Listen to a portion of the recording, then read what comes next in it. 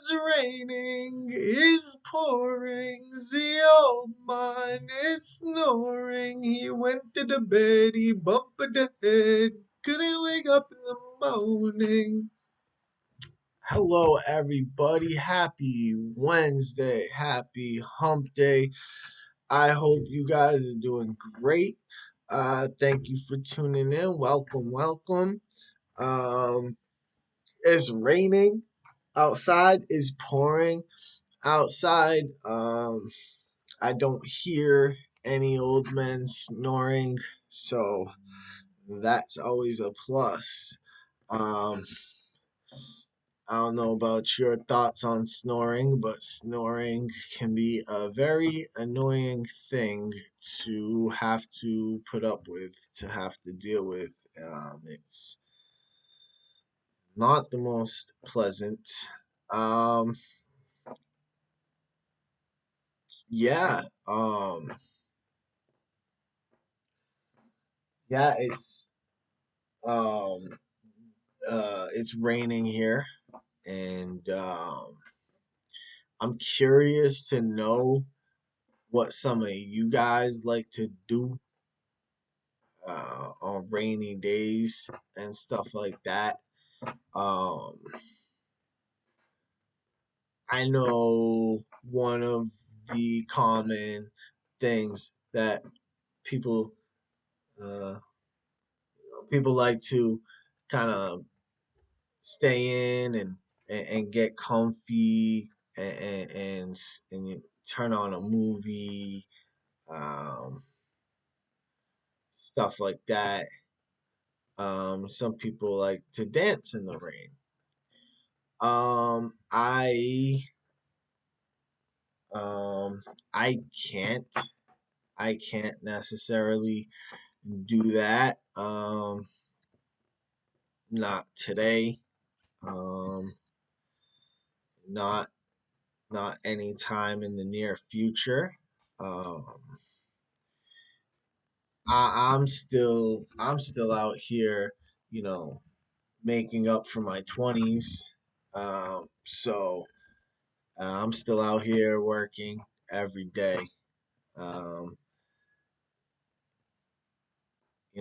I try to take consciously take like one day to do like nothing, but um, that never really works out. That doesn't work out. And speaking of, um, my company decided recently, and we're still gonna have a conversation about it. Um, but my company decided recently that they wanted to do away with doubles. They want to disallow employees to have double shifts, to work double shifts. Um, it's mainly because it's a company that it's a mandate job, meaning that if your relief doesn't show up, they have the right, and you have agreed to prior to be mandated to work the next shift. And at the same time, it's illegal, it's not legal for them to work you for 3 consecutive shifts. So a lot of times they need to mandate somebody, but they can't because that person has already been working a double. And so what they're saying is like, we need to have that protection in case people call out. Because a lot of people do call out and they want to have that protection so that nobody's working a double, so that they're not screwed like that and stuff like that. And I, I mean, it affected me. It affects me. I stand to lose, either money or freedom, right? I either have to put more days in, or accept a loss of money. And it also hurt me because it hurt my feelings, so to speak, because I have two call outs in closing in on 4 years now. I don't, that's not part of my thing. I don't call out. I have to I have to be um like really ill um and contagiously ill um to call out. So outside of that, it doesn't happen. And other people, they be calling out like all over the place, and so I've always felt like it's bad. It's not fair when you punish like the people who are following the rules because you have people who can't follow the rules. I've always hoped that there could be like alternatives. Like I've never thought that was the right way to go about it. And you can have your reasoning, but I've always felt like you try to find alternative solutions. You try to you go after the culprits. You you address the call outs directly, or you get more backup staff or something like that. Um, but um, which reminds me of a point that I need to bring up tomorrow to them. Um,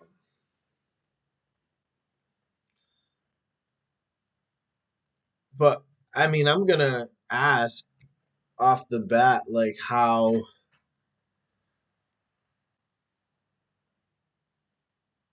um,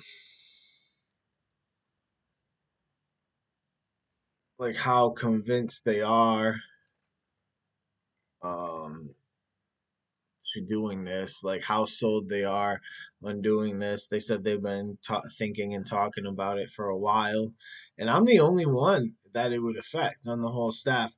But I'm kind of like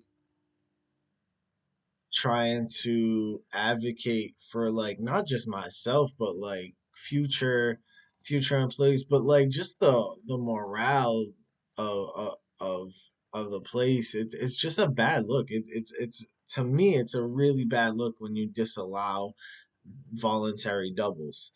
I'm gonna ask, does that mean you can? I don't think that would, but anyways, I don't think that would include picking up. But anyways, I don't think that's nice. I don't think that's good optics for a company. I don't think it's fair. And you know, I I want to say, if you admit that it's not fair, then there should be no buts after that. Like that should be. You can't say I know it's not fair to the employee, but there's something more important to fair than fairness. You know what I mean? And fairness to your employee. Um, but you know, what's that gonna do? Is that gonna that's is that gonna make them say, you're absolutely right. I you're right. You could keep your doubles, and you know, sometimes like you speak truth to power, and um, you gotta make sure it's worth it. You know what I mean? I um I could ask to be grandfathered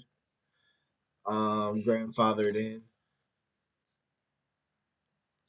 but I amazingly I was able to, convince myself to just take, if it comes down to it, just take the 5 days.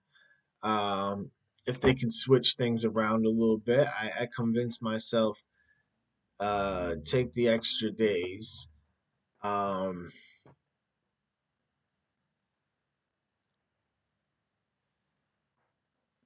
I found a way to make that work in my own psyche. So um, as long as they can line it up a certain way, um, I've done it before. The At this point in my career, what I'm doing in my business and my business itself, like this stuff, and my books and my shoes and my creative endeavors, like that's not making me the money that going to work is making me. I'm still in that position, unfortunately. I'd love to get to the point where like it's my business that is like making me more than than I could make as a 9 to 5. Um, but um, that's just not the case right now. And you know, there's downtime on my job where I can. Uh, there's plenty of downtime to work on my on my stuff here and the stuff that I do here. And there's plenty of before and after. It's still the same hours. It's just you just gotta balance it a little bit differently. You know what I mean? There's a thing they say use your 9 to 5 to fund your 5 to 8 so that your 5 to 8 becomes your 9 to 5 um type shit. And so I'm just gonna keep working and just keep working and just keep working and just keep working and just keep working. And we take a little bit of a rest here and there. We rest um, so we can recharge. We want to keep our batteries full. You know what I mean? Um, you don't run your think of yourself as a cell phone. You don't run yourself into the red, but when you're not charging, you're working. And yeah, um, but yeah, so it'll be everything's good, everything will be fine and stuff like that. You know, double trouble. Um, we did vote. I did vote for council people in the city the other day. Um, I had ideas. I had ideas, bucket list type ideas of being a mayoral candidate, of being a mayor of a city. Um, could that still be something in my cards? Uh, potentially, potentially, though. Um, I think I'd have great ideas. I'd be very innovative. I'd have a righteous hand in policy making, and in in vision for the city. Lifelong residents, just in it for all the right reasons. Um, I've always wanted to see my city be like a nice city, like a beautiful city, like a city that not only you're proud to go to or proud to show off, proud to live in. Like it's just like beauty does something to for the spirit, and and if you can create a citywide environment that harbors that that trait, I think it would be great. It would be a morale boosting thing, and everybody, the happiness index would increase all across the board. You know, I never understood it. I never understood how, you know, people could be homeless and like living on the streets and begging for change and stuff like that in a prosperous society. I'm not a socialist. Um, I don't think progress is possible under socialist conditions. I think innovation stops with that type of regime. But of course, we have to recognize that capitalism brings inequality, uh, or inequity, uh, more precisely, and dealing with that inequity, you use social programs to deal with the inequity that capitalism creates.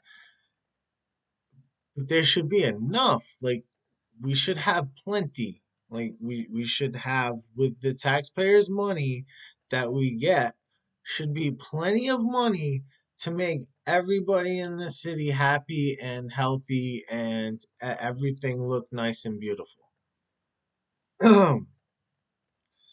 um,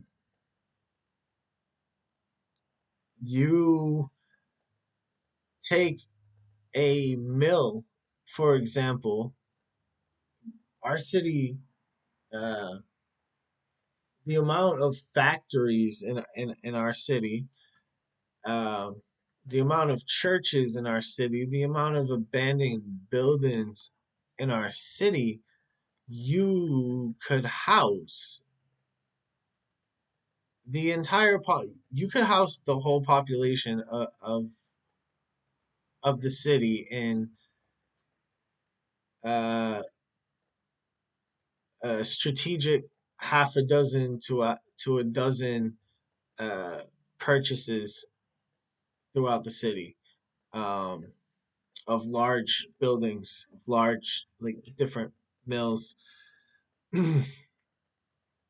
You could house all the homeless if if if um if budgeted correctly. Um, there that's why it always comes down to, like, there has to be BS. There has to be, like, pocket stuffing and, like, uh, uh, um, just like poor spending, like subscriptions that, like, how as an individual you have like subscriptions that, like, the, the city has to be paying for shit that it doesn't need, paying for shit, or losing money into its, you know um most powerful people's pockets. Like, there's no way that all the taxpayer money is being distributed, you know, fairly across the board. Like, because, I don't see how, um, we don't have the resources to help everybody out and and to still provide, incentives to work and things like that. Um, they say, I read yesterday that 60% of our budget in the city um, goes to public education. And I don't want to say our public education system sucks. Um, because I can imagine it being a lot worse. And I know that there's some places where it's a lot more difficult to learn, where there's a lot more teachers that are like, just like, just getting beat up and shit like that. Um, but I would say it's not good. It's not great. It's certainly not great. Like, it's maybe on the lower ridges of good. Um, but I think you'd have more agreement if you tried to classify it as average, average to good public schooling in the city, and we're paying more than half of our budget for it. Um, I was reading some of the candidates talking about how the money's not even going to the teachers and different stuff like that. So, but I don't. I think I'm not really the executive type. I'm not really the you know cross the T's and dot the I's guy per se. I mean, it's I'm way more of a visionary of a creative uh, um, an idealist and different stuff like that. Um, I'm not a politician. I'm not like a suit stuffer and stuff. I would literally campaign like maybe in a button up, maybe a button up shirt, but I don't know. I don't wear ties. I wouldn't start wearing a tie because I'm a mayor. Like I wouldn't walk like a mayor. I wouldn't. I mean, there's. I'm just. I'm more of a human. You know what I mean? Like that doesn't mean there are unconventional mayors. There are mayors um who are just normal normal people. There's this Fetterman guy.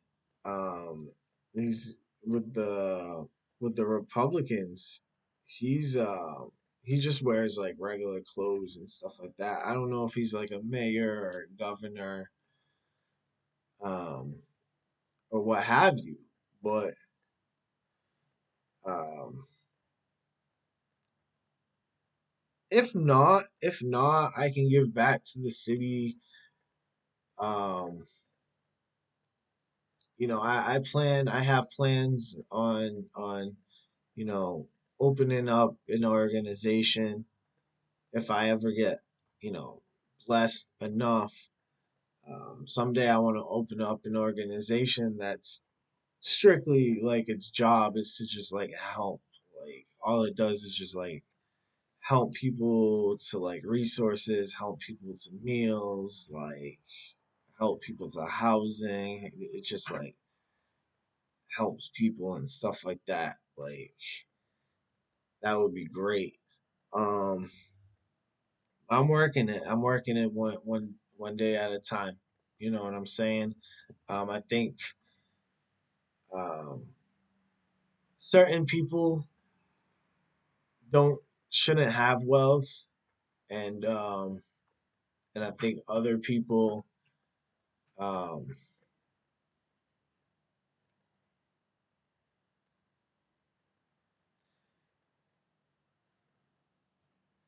yeah, they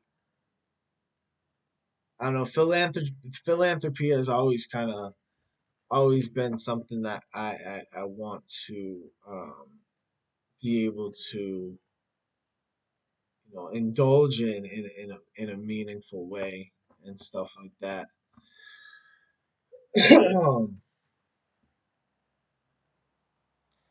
um.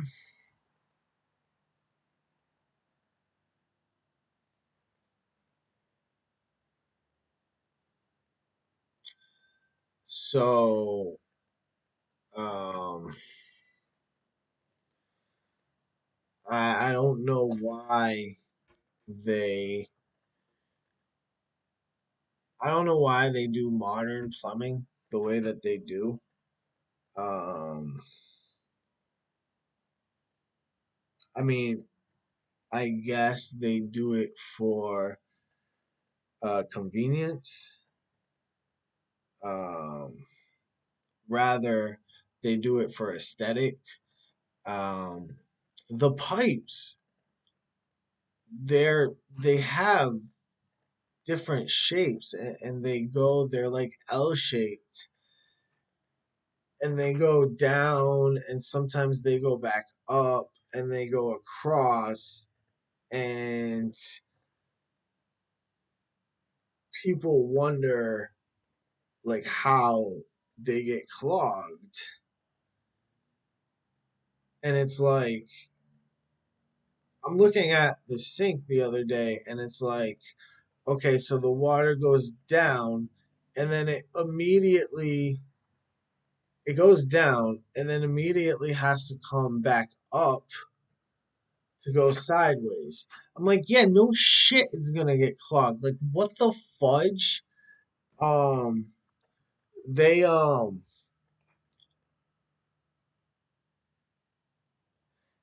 in certain places like hotels and hospitals, they do what is called stacked plumbing. They put like all the bathrooms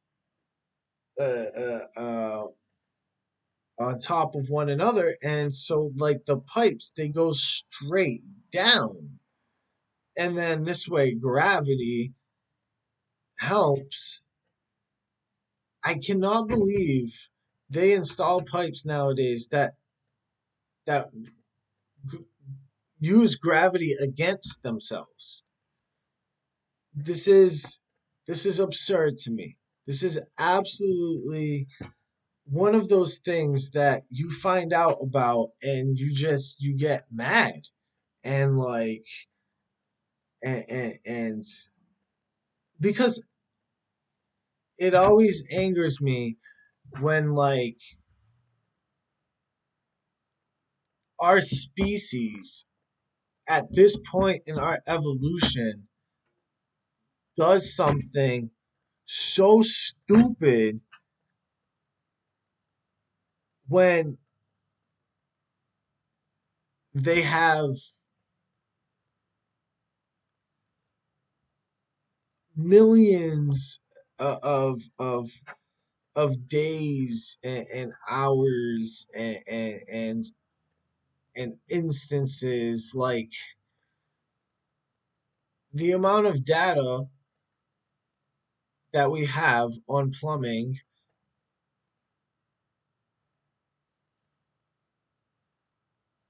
and it's just,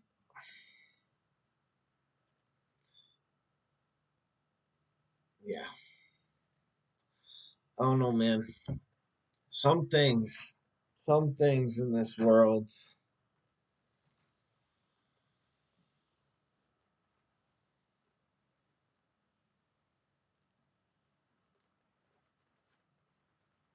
Um, so if we're looking at, let's say, we're trying to look at life as a game, and apparently there are apps out now um, that encourage, not encourage you, that help you to do that. Like they'll show like if you like prompt in that you did a chore or like read a book or something like that, like your stats will increase on the app, so you can kind of like follow yourself as like a game or whatever. And they talk about like the game of life, and I think I wanted to start doing maybe um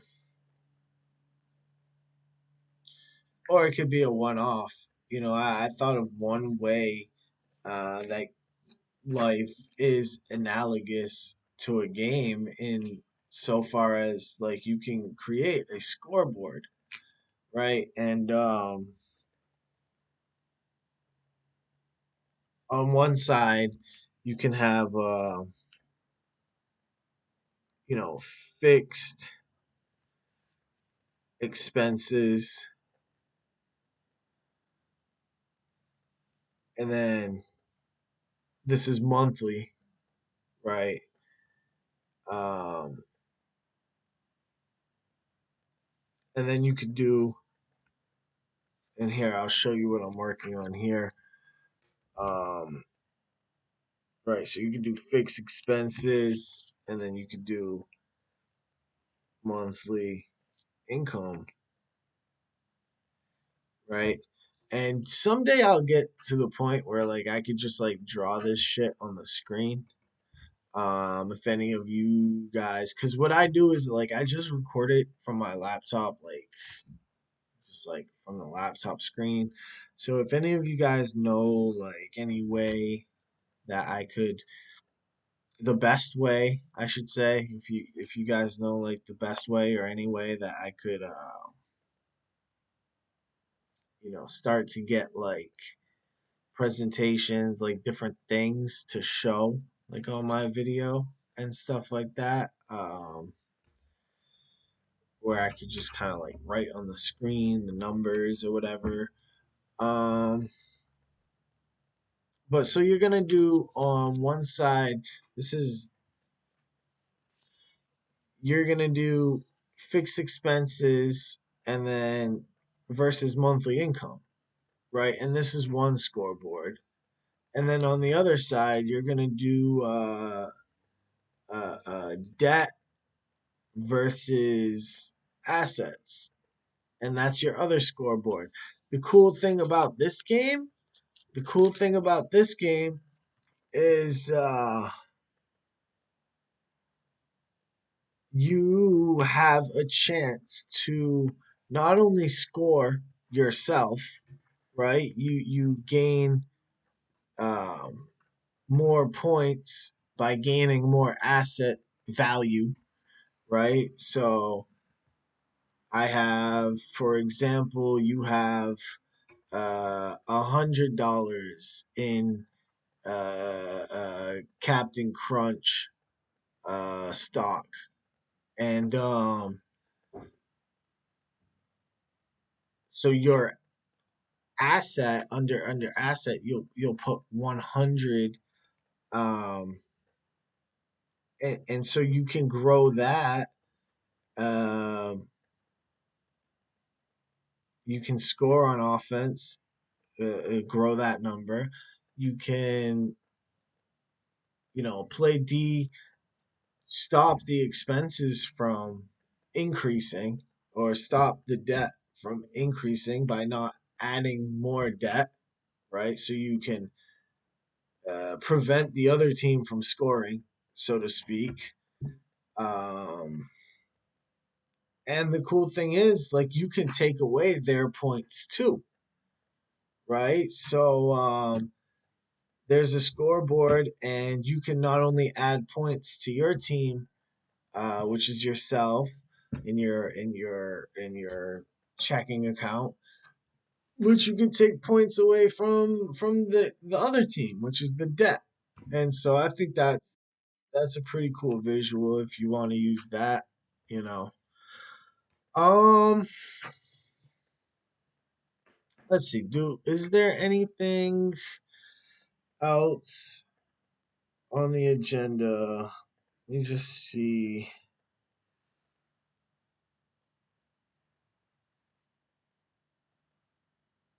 I wanted to see because I wanted to start doing um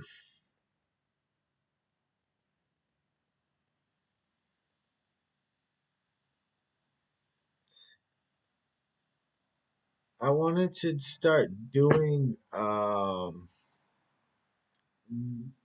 segment which would say this day in I wanted to start doing a this day in history segment. Um so I'm gonna be wrapping this up, but I wanna ask um what significant event happens on this day in history?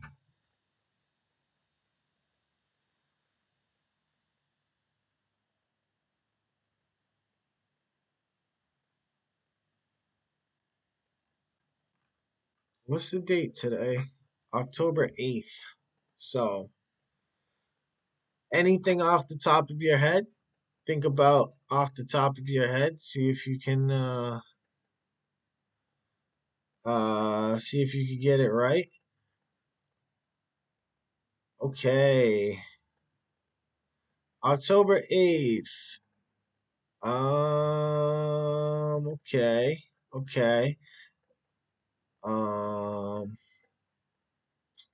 so there's a few, of course, right? But the first one that came up is the same as the first one that came up on the other thing. So October 8th,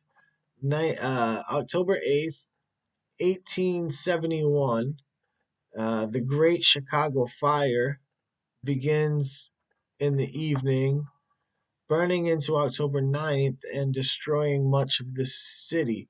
Um, the even deadlier Peshtigo fire in Wisconsin also erupts the same day. Wow. So, October 8th, 1871, there were two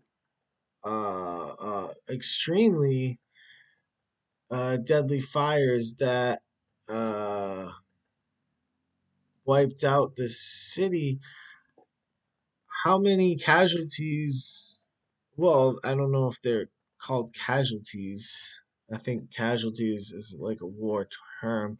How many deaths were there um, during the Chicago fire and the what did they say was Peshtigo? Peshtigo fire, fire, fire.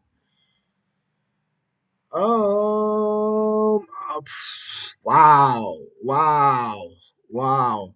So the Great Chicago Fire, there's an estimated 300 deaths. Around 100,000 people were left homeless, and roughly 17.5 thousand buildings were destroyed. Damn. And the Peshtigo fire, which is Wisconsin and Michigan, estimated 1,500 to 2,500 deaths. Most historians put it between 15 and 18. For it remains the deadliest wildfire in U.S. history. Entire towns were wiped out within hours. S- Wow, that's not good. That's bad. Um, yeah. Um, so that's something. I wow, that's not good. Huh, huh. Well, that's like worse than the Titanic. Huh. All right. Well, I don't want to be comparing tragedies now, but so that's bad. That's that's sad. That's something I'm gonna have to look into. Um, notable birthdays. Notable birthdays, October 8th. You got Chevy Chase, 1943. You got Sigourney Weaver, 1949. Matt Damon, 1970. And Bruno Mars, 1985. Um, cool. Yeah. So I think that'll do. That'll do. I hope you guys do well. Um, for the next week and stuff like that. And same place, same channel. Um, yeah, maybe bring some goldfish next time. And yeah. All right. Goodbye. Wait, wait. Goodbye.